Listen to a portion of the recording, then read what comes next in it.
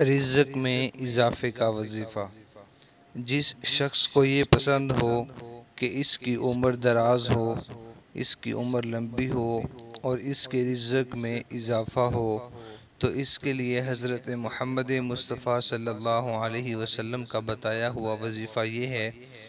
حضور نبی کریم صلی اللہ علیہ وسلم سے جب پوچھا گیا کہ رزق میں برکت کے لیے کوئی وظیفہ بتا دیجئے، تو آپ صلی اللہ علیہ وسلم نے فرمایا کہ باوضو رہا کرو۔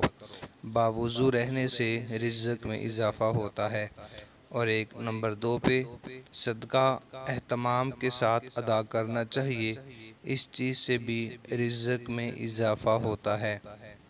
اور نمبر 4 پر ہے کہ جب آپ محسوس یہ کریں کہ آپ کا رزق کم پڑ رہا ہے، رزق کم ہو رہا ہے، تو آپ کو چاہیے کہ آپ اپنی بہنوں کو دعوت پر بلا لیں اور ان کی دعوت کر دیں۔ اس چیز سے بھی اللہ رب العالمین آپ کے رزق میں اضافہ کر دیتے ہیں۔ اور آخری چیز نمبر 4 پر جو آخری چیز ہے وہ یہ کہ اپنے مال کی زکوٰۃ کو پورا ادا کیا کریں، اس سے بھی رزق میں اضافہ ہوا کرتا ہے۔